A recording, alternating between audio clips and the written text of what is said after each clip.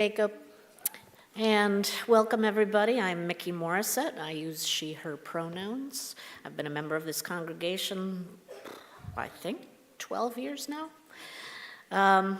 So to set the stage for today, this is a story in 3 parts, as most good stories are.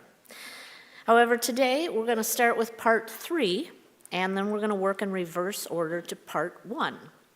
Just keep that in the back of your mind as we share these words from the past that has become the present, but also has a possible new future in the game that we call civilization. So part 3. Our Reverend Raymond Bragg gave a talk at First Unitarian Society in December 1935 called "If Fascism Comes." And thank you to George Green, who helped me track this down. We were archivists together on a lot of the past talks, and he helped me figure out where all of our talks on fascism were. Bragg started off talking about the dystopian novel that was written by Sinclair Lewis that year called "It Can't Happen Here," which was a story about the rise of fascism in the US.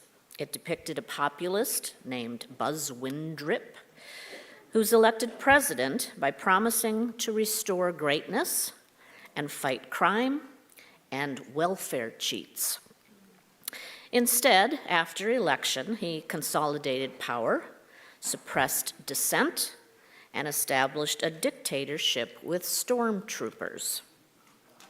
The story is told from the view of a newspaper editor who originally dismissed the candidate as irrelevant, but became witness to the erosion of democracy because of patriotic fervor, attacks on the press, and the creation of a local military force.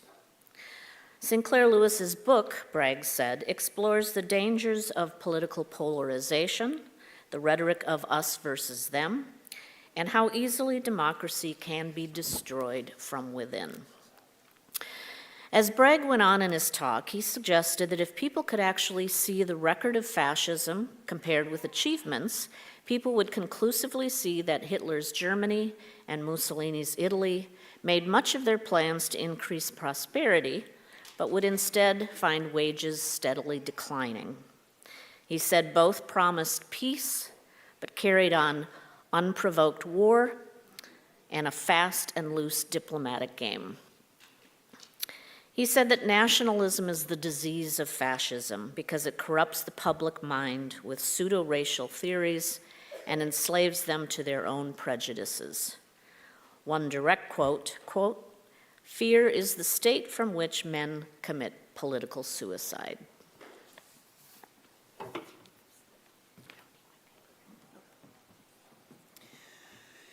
So this is part 2. In 1932, a few years before Raymond Bragg gave that talk, Reverend John Dietrich came back from Germany and gave a talk here called "My Impressions of Germany." He had been to Germany before and returned because he loved many things about that culture and the landscape. In 1932, however, he could see how Germany was changing under Hitler. He said, quote, "There is the rigid censorship of the means of communication and the prostitution of press and radio to purely nationalistic and political ends. There is the utter suppression of the rights of labor.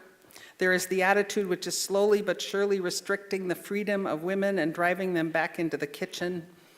There is the conversion of the whole educational system from public school to university into one vast organ of propaganda." Unquote. Dietrich noted that it was confusing that this had all been accomplished with the approval of a large mass of people, including some adulation of Hitler. Quote, "You may wonder how Mr. Hitler dared persecute and punish all these people, but the answer is found in the support of millions who enthusiastically are with the government." Unquote. Dietrich went on to explain how Hitler rose to power. He said, "All they feared, he defied. They leapt to him as to a savior." Much of his support came from lower middle classes who had no life savings or old age security and who had never been actively involved with politics. They saw in Hitler a leader to whom they could transfer all their troubles. His sense of marching shoulder to shoulder with pomp and flair offered an escape from the harsh realities of the present, an escape that would lead the country to its rightful place of superiority. It was thought, Dietrich added, that German industrialists had given considerable financial support, partly as a means of crushing strong trade unions, and because they thought wrongly they could eventually control Hitler.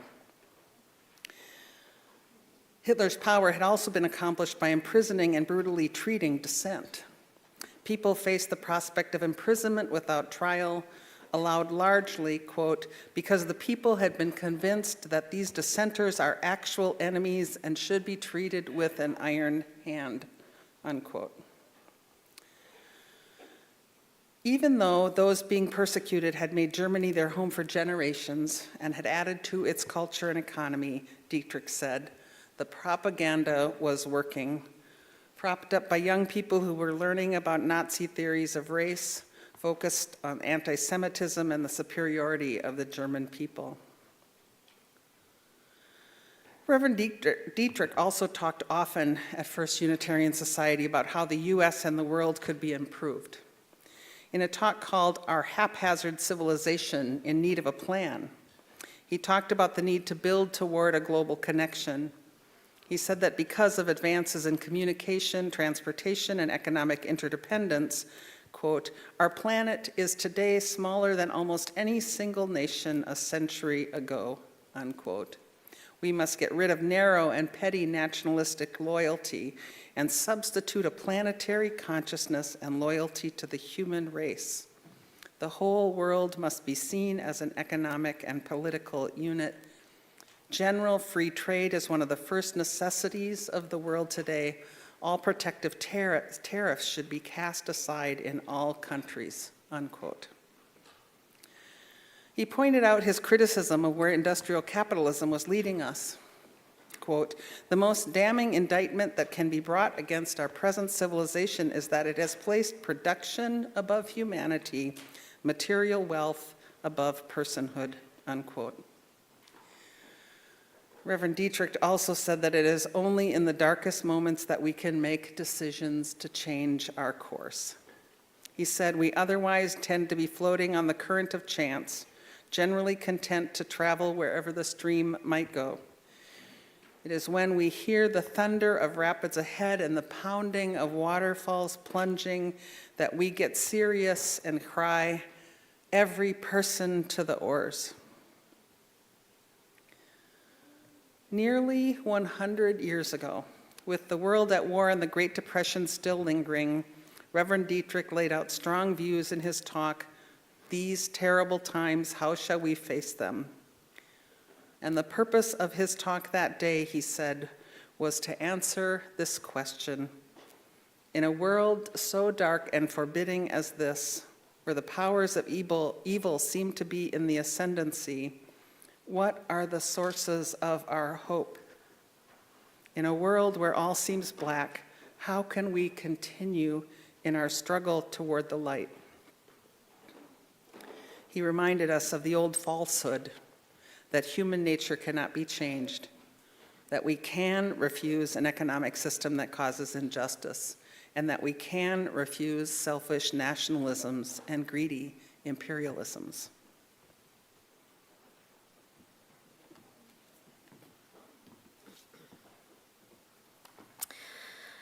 Which leads us to part one.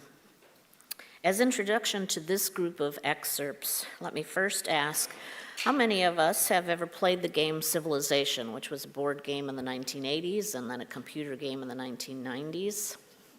I loved that game.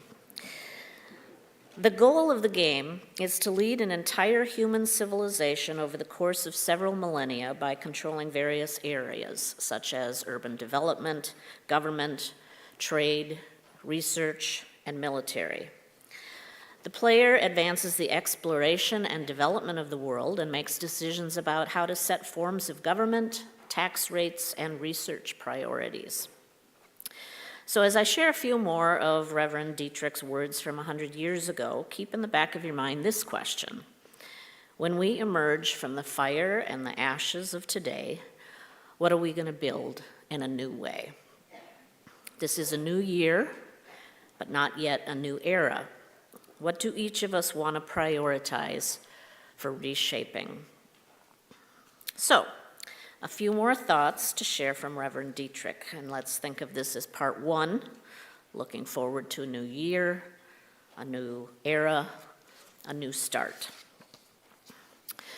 In his talk, Can Man Be Civilized?, Dietrich said that one difficulty in the early years of humanization of all people was that many people originally had learned that it was every man and every tribe for himself. As cities evolved, systems established a social order of industrial, educational, and political systems that took care of sanitation, traffic, housing, business. The ultimate goal of civilization, Dietrich implied, is that people learn, after centuries of tragic experience, that we must live and work together. Dietrich's talk was inspired by reading a 1932 book called Can Man Be Civilized? He talked about how pervasively, despite human intelligence, we cling to old ways of doing things. Our propensity toward warfare, for example, was a failure of intelligence to master the problems of human relationships. Another failing of intelligence, he said, quote, is the persistence of poverty, utterly inexcusable today when machinery has made possible sufficient production to satisfy the needs of all. We also fail to use our intelligence, Dietrich said, in the way we treat crime. Despite the development of psychology, we fall back again and again on the idea that punishment will prevent crime. A more intelligent system, he said, would be to have trained professionals to, quote, houses of correction interested in the restoration of the lawbreaker to normal citizenship by well-established scientific methods. He talked about how the great increase in private wealth in the U.S. was in the hands of a few individuals, and that's what led to the Great Depression, when our, quote, power to produce goods far outstripped the ability of the consuming public to purchase what was produced. He reiterated that for humankind to thrive, we need to interrupt the influence of the customs of the past and boldly plan our future. Quote, the sciences of life, man, and society now enable us, if we will, to build a utopia on this earth. Where we go from here is a challenge to human imagination and social engineering. I'll offer Reverend Dietrich's thoughts from one more talk delivered at First Unitarian Society in March of 1932 called Grounds for Hope in the Present Chaos. He pointed out that we've been in dark times before and endured. We planted in wilderness, cultivated knowledge, emancipated women, and abolished human sacrifice, slavery, and other ills. Yet industry, he said, also gave us a materialistic philosophy, quote, a commercialized life that has sapped the vitality of all of our idealism. During this wonderful development of industrial civilization, we have plunged into a wild orgy of selfish exploitation and reckless greed that has made us appear to be great and strong and prosperous. In the process, he said, we have neglected and forgotten that the body needs an equally great mind and heart. In the current crisis, he said bluntly, people have found, quote, our industrial leaders mere selfish exploiters, and our supposed statesmen only petty politicians.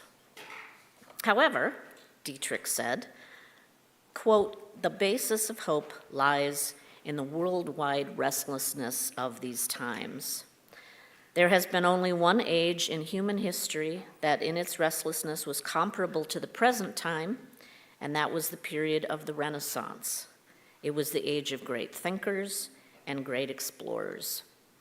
Everywhere there was the stir of new life, new opportunities, new ambitions. He said, quote, "In our hearts must germinate those seeds of a new and better conception of human life, which may survive the deluge that impends." So, to conclude today's talk about the past, that is the present, and leads to our future, I think of all of us as players in the game of civilization. Sometimes, in moments of despair about where our civilization currently is, I imagine what it might be if we cleared the game board and started again. How would we prioritize things differently, learn from past mistakes, and change old ways of doing things? As many of you know, I am the publisher of Minnesota Women's Press magazine. This year, we've launched a new series called Future Forward, which is focused on the imaginative and everyday leadership for systemic change. I invite you today to participate in a kind of brief public opinion assignment.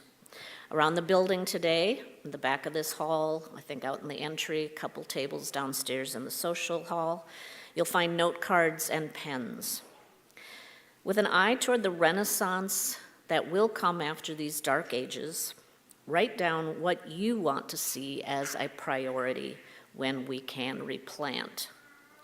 Perhaps you want to see a new economic system, a changed system of justice, new systems of mental health or caregiving or housing or government. Pick one priority, share your thoughts on a note card, write down what you would personally like to see reimagined. You don't have to know how, but perhaps reflect on why you think that system needs to be changed. What would you prioritize as a change in the making of a new version of civilization? You can include your name or not. I'll collect these notes at the end of social hall today and write a commentary that will appear soon at womenspress.com, offered as a link also in our FUS group conversation board about what we want to see refashioned in the future. As Reverend Dietrich would tell us, this is the time to think and plan boldly for the future we want, in which civilization can finally thrive. Let's collectively imagine what that looks like. Step one. Thank you.